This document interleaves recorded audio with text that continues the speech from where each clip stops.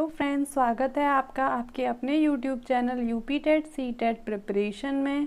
Friends, आज के इस वीडियो में हम डीएलएड फर्स्ट सेमेस्टर के मैथ के अतिलघुत्तरीय प्रश्नों को करेंगे।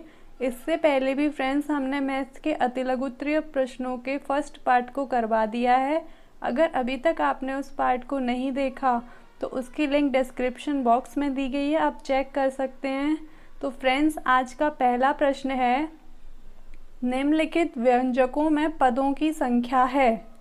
तो पहला क्वेश्चन है 5 बाई यानी 5 बाय। इसमें कितने पद हैं? तो इसमें एक पद है। 5 बाई अपने आप में एक पद है। दूसरा है 72x माइनस 7y।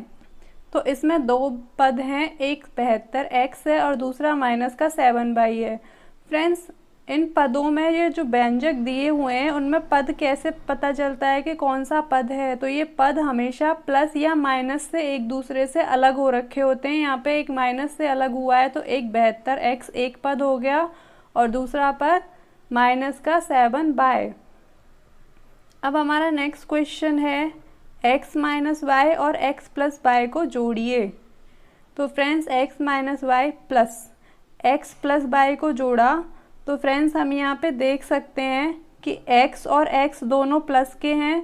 तो x और x हो गया 2x और y और y, ये y माइनस का है और ये y प्लस का है तो y से y कैंसिल हो गया तो हमारा आंसर आएगा 2x। अब फ्रेंड्स हमारा नेक्स्ट क्वेश्चन है, 2x minus 3y plus Z में से x plus 2y minus Z को घटाइए। तो फ्रेंड्स, घटाने में क्या होता है, जो नीचे के साइंस होते हैं वो हमेशा चेंज हो जाते हैं। तो जो माइनस का है वो प्लस का हो जाएगा, जो प्लस का है वो माइनस का हो जाएगा। तो उस हिसाब से अगर प्लस का जेड है और नीचे प्लस का जेड है तो प्लस का जेड और प्लस का जेड कितना हो गया? तो ये टोटल हो गया 2z। माइनस का 3y और माइनस का 2y तो टोटल हो गए माइनस के 5y। अगले में प्लस का 2x और माइनस का x, तो 2x में से x को माइनस कर देंगे तो क्या बचेगा? x। तो इसका आंसर आ जाएगा x minus 5y plus 2z। अब फ्रेंड्स हमारा नेक्स्ट क्वेश्चन है, संख्या 4 के सभी अपवर्त लिखिए जो 35 से कम हो। तो 4 के अपवर्त होंगे 4, 8, 12, 16, 20, 24, 28 और 32।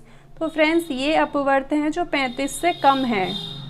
अब हमारा नेक्स्ट क्वेश्चन है, 96 किन किन संख्याओं का अपवर्त है?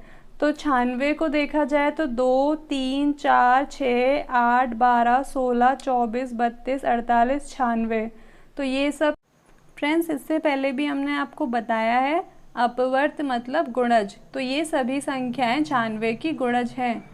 अब हमारा नेक्स्ट क्वेश्चन है, 36 के अपवर्तक ज्ञात कीजिए। तो 36 के अपवर्तक हैं 1, 2, 3, 4, 6, 9, 12, 18 और 36। यानी इन सभी संख्याओं के मल्टीप्लाई से हमें 36 प्राप्त हो सकता है। तो ये सभी 36 के अपवर्तक हैं यानी कि गुणज हैं। नेक्स्ट क्वेश्चन है, 45, 60 और 75 के समापवर्तक ज्ञात कीजिए। तो फ्रेंड्स इसके समापवर्तक ज्ञात करने के लिए सबसे पहले इन सभी संख्याओं के अपवर्तक ज्ञात किए जाते हैं, जिसमें 45 के अपवर्त हैं 1, 3, 5, 9, 15 और 45। 60 के हैं 1, 2, 3, 4, 5, 6, 10, 12, 15, 30 और 60। और 75 के हैं 1, 3, 5, 15, 25 और 75। अब फ्रेंड्स समापवर्तक कैसे निकाले जाते हैं? जो इन सभी अपवर्तकों में कॉमन होते हैं, जो सभी में पाए जाते हैं, वही समापवर्तक कहलाते हैं। तो इन सब में एक कॉमन है, उसके अलावा 5 सब में है और एक 15 सब में कॉमन है। तो ये सब क्या है? ये सब इसके अपवर्तक हैं, समापवर्तक हैं। अब फ्रेंड्स हमारा नेक्स्ट क्वेश्चन है, 496 के सभी अपवर्तकों को लिखिए। तो 496 के सभी अपवर्तक कौन से होंगे? 1, 2, 4, 8, 16, 31, 62, 124, 248 और 496। नेक्स्ट क्वेश्चन है, 6 के सभी अपवर्त ज्ञात कीजिए जो 50 से कम हो। तो 50 से कम अपवर्त कौन से होंगे? 6, 12, 18, 24, 30, 36, 42 और 48। अब फ्रेंड्स हमारा नेक्स्ट क्वेश्चन है, निम्नलिखित संख्याओं के प्रथम 4 अपवर्त ज्ञात कीजिए। तो सभी संख्याओं के प्रथम 4 अपवर्त होंगे 7, 14, 21, 28 14 के होंगे 14, 28, 42 और 56, 19 के होंगे 19, 38, 57 और 76, और 37 के होंगे 37, 74, 111 और 148। अब फ्रेंड्स हमारा नेक्स्ट क्वेश्चन है, निम्नलिखित संख्याओं के 5 गुणज लिखिए। गुणज का मतलब फ्रेंड्स अपवर्ती ही होता है, तो 4 के अपवर्त या गुणज बताएंगे तो 4 के होते हैं 4, 8, 12, 16 और 20। 8 के होते हैं 8, 16, 24, 32 और 40। 12 के होते हैं 12, 24, 36, 48 और 60। 35 के होते हैं 35, 70, 105, 140 और 175। अब फ्रेंड्स हमारा नेक्स्ट क्वेश्चन है 4x² प्लस 7x प्लस 12 में से 2x² प्लस 6x प्लस 5 को घटाइए। तो फ्रेंड्स हमने आपको बताया है घटाते टाइम क्या होता है कि इनके साइन चेंज हो जाते हैं। तो ये प्लस का 5 माइनस का 5 हो जाएगा, ये प्लस का 6x है ये माइनस का 6x हो जाएगा, और ये प्लस का 2x² है ये माइनस का 2x² हो जाएगा। तो प्लस के 12 में से माइनस का 5 गया तो क्या बचा 7। 7x में से 6x गया तो क्या बचा 6x गया तो x बचा। 4x² में से 2x² गया तो 2x² बचा। अब फ्रेंड्स हमारा नेक्स्ट क्वेश्चन है 7x² प्लस 2x प्लस 5 तथा x² प्लस 2x प्लस 7 को जोड़िए। तो इनको जोड़ने पे 5 और 7 कितना होता है 12, 2x और 2x हो जाता है 4x, 7x² प्लस x² हो जाएगा 8x²। अब फ्रेंड्स हमारा नेक्स्ट क्वेश्चन है सीधी रेखा किसे कहते हैं।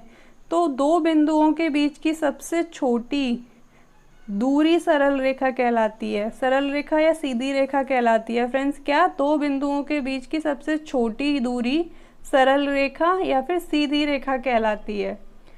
हमारा नेक्स्ट क्वेश्चन है वक्र रेखा किसे कहते हैं। तो जो रेखा सीधी ना होकर टेढ़ी मेढ़ी हो उसी को वक्र रेखा कहते हैं। जैसे कि ए से लेकर बी पॉइंट तक हमें यहाँ पे दे रखी है। समकोण से आप क्या समझते हैं। तो जिस कोण का मान 90 डिग्री होता है उसे समकोण कहते हैं। फ्रेंड्स जिस कोण का मान 90 डिग्री यानी कि 90 डिग्री का होता है उसी को समकोण कहते हैं। जैसे हमें यहाँ पे एक एंगल दिया हुआ है, एंगल अ ब और स, ये क्या है एक समकोण है यानी कि 90 डिग्री का है। अब फ्रेंड्स हमारा नेक्स्ट कोण है अधिक कोण से क्या अभिप्राय है। अधिक कोण यानी कि ओब्ट्यूस एंगल, एक समकोण अर्थात 90 डिग्री से अधिक एवं दो समकोण अर्थात 180 डिग्री के बीच के कोण को अधिक कोण कहते हैं।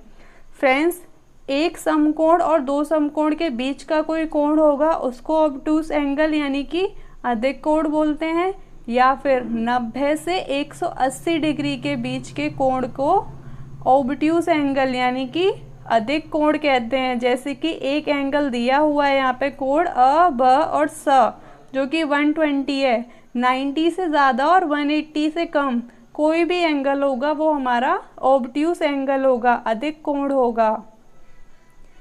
अब हमारा नेक्स्ट क्वेश्चन है आयत किसे कहते हैं। उस समकोण चतुर्भुज को जिसकी आमने सामने की भुजाओं का माप एक समान होता है तथा उसके चारों कोण समकोण अर्थात 90 डिग्री के होते हैं, उस आकृति को आयत कहते हैं। फ्रेंड्स आयत क्या होता है जिसकी आमने सामने की भुजाएं समान होती हैं और जो चारों कोण होते हैं वो समकोण यानी कि 90 डिग्री के होते हैं, तो उसी आकृति को हम आयत कहते हैं। अब फ्रेंड्स हमारा नेक्स्ट क्वेश्चन है वर्ग क्या है बताइए। तो किसी चतुर्भुज जिसकी चारों भुजाओं का माप एक समान होता है तथा चारों कोण 90 डिग्री के होते हैं वह चतुर्भुज वर्ग कहलाता है। यानी कि जिसकी चारों भुजाएं समान होती हैं, जिस आकृति की चारों भुजाएं समान होती हैं वही चतुर्भुज या फिर वही आकृति वर्ग कहलाती है और इसके चारों कोण कैसे होते हैं 90 डिग्री के होते हैं। अब फ्रेंड्स हमारा नेक्स्ट क्वेश्चन है समांगी रेखाएं का अर्थ बताइए। तो समांगी रेखाएं क्या होती हैं, कॉन्करेंट लाइंस, एक ही तल में स्थित वे रेखाएं जो एक ही बिंदु पर प्रतिच्छेदित हों समांगी रेखाएं कहलाती हैं। या 3 या 3 से अधिक रेखाओं को समांगी रेखा कहते हैं। यदि एक ऐसा बिंदु हो जो उन सभी रेखाओं पर हो उनके इस सर्वनिष्ठ बिंदु को समांगी बिंदु या कॉन्करेंट पॉइंट कहते हैं। तो ए बी सी डी और ई एफ समांगी रेखाएं तथा बिंदु ओ समांगी बिंदु है। तो फ्रेंड्स इसको समझते हैं। ये एक पॉइंट है, इसी पॉइंट से जाने वाली सभी रेखाएं ए बी, एक रेखा गई यहाँ से सी डी और एक रेखा गई यहाँ से ई एफ। ये सभी रेखाएं कैसी रेखाएं कहलाएंगी? समांगी रेखाएं। और ये जो यहाँ पे हमने पॉइंट लगाया था, ये हमारा पॉइंट हमारा ओ पॉइंट है, जो कि कहलाएगा कॉन्करेंट पॉइंट। अब नेक्स्ट क्वेश्चन है हमारा, विषमबाहु त्रिभुज से आप क्या समझते हैं? तो विषमबाहु त्रिभुज यानी स्केलेन ट्राइंगल क्या होता है? जिस त्रिभुज की तीनों भुजाओं की लंबाई अलग अलग होती है, ये तीनों भुजाएं अलग अलग हैं, ऐसे ही त्रिभुज को क्या कहते हैं? हम विषमबाहु त्रिभुज कहते हैं, जिसकी तीनों भुजाएं अलग अलग होती हैं। अब नेक्स्ट क्वेश्चन है हमारा, समद्विबाहु त्रिभुज से आप क्या समझते हैं? तो जिस त्रिभुज की दो भुजाएं समान होती हैं या फिर दो भुजाओं की लंबाई बराबर होती है, उसे समद्विबाहु कहते हैं। जैसे कि हमें यहाँ पे एक एंगल ए बी सी दिया गया है, जहाँ पे ए बी और ए सी इक्वल हैं, इसी को हम कहते हैं समद्विबाहु त्रिभुज। नेक्स्ट है समबाहु त्रिभुज से आप क्या समझते हैं? तो समबाहु त्रिभुज क्या होता है? जिस त्रिभुज की तीनों भुजाएं बराबर होती हैं, उसे समबाहु त्रिभुज कहते हैं। नेक्स्ट क्वेश्चन है, त्रिज्यखंड का क्या अर्थ है? तो वृत्त की दो त्रिज्याओं तथा एक चाप से बनी बंद आकृति को त्रिज्यखंड कहते हैं। फ्रेंड्स त्रिज्यखंड क्या होता है? वृत्त की दो त्रिज्याओं, ये वृत्त है और ये इसकी दो त्रिज्याएं हैं, तो ये जो दो त्रिज्याएं हैं, ये एक चाप बनी बंद आकृति है, इसी को हम कहते हैं त्रिज्यखंड। नेक्स्ट क्वेश्चन है, छेदक रेखा का क्या अर्थ है? तो छेदक रेखा वह रेखा जिसके केवल दो भिन्न बिंदु वृत्त पर स्थित हों, छेदक रेखा कहलाती है। फ्रेंड्स छेदक रेखा क्या होती है?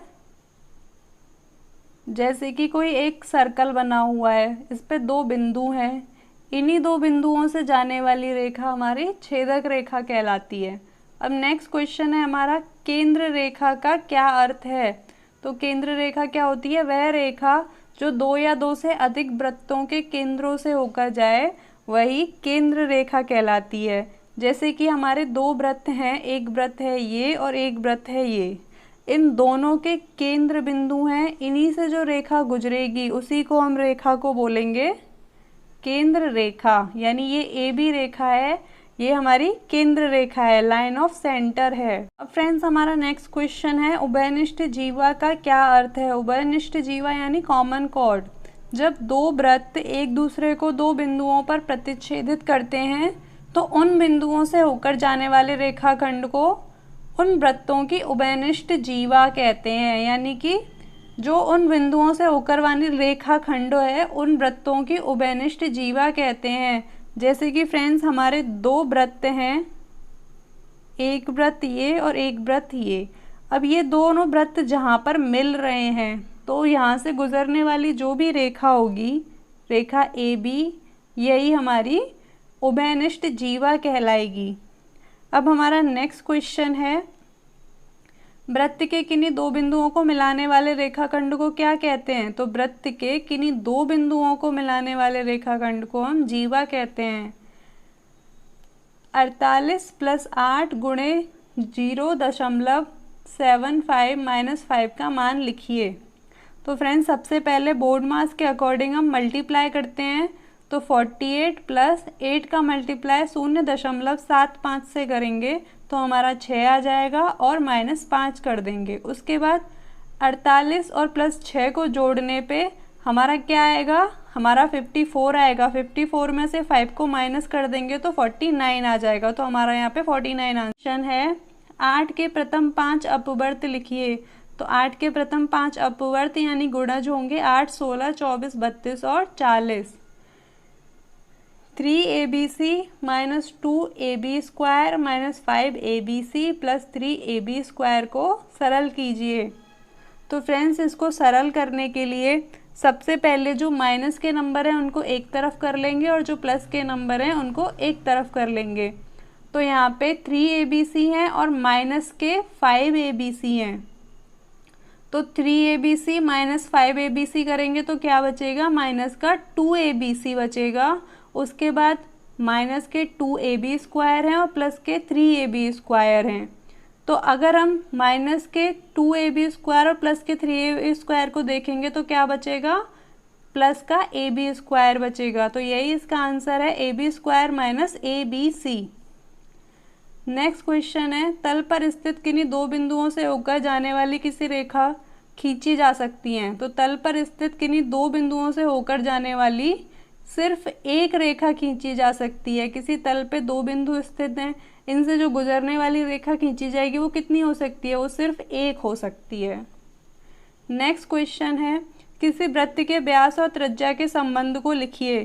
तो व्यास क्या होता है, व्यास हमेशा त्रिज्या का 2 गुना होता है। तो व्यास और त्रिज्या का क्या संबंध हो जाएगा, व्यास बराबर 2 गुणे त्रिज्या। अब हमारा नेक्स्ट क्वेश्चन है, 350 का 10% कितना होगा। तो इसको कैसे करेंगे, 350 का 10%, तो इसमें हो जाएगा 300 गुणे 10/100। तो 2 ज़ीरो से यहाँ पे ये 2 ज़ीरो कैंसिल हो जाएंगी, यहाँ पे क्या बचा 35। तो इसका आंसर आएगा 35। तो फ्रेंड्स, आपको आज का हमारा वीडियो कैसा लगा। अगर आपको हमारा वीडियो पसंद आया हो तो वीडियो को लाइक करें और ज़्यादा से ज़्यादा लोगों के साथ शेयर करें। और फ्रेंड्स, अगर आप इस चैनल पर अभी नए हैं तो इस चैनल को सब्सक्राइब करें और बेल आइकन को ज़रूर प्रेस करें ताकि हमारी आने वाली सभी वीडियोस के नोटिफिकेशंस आपको मिलते रहें। तो फ्रेंड्स, अब मिलते हैं हम नेक्स्ट वीडियो में।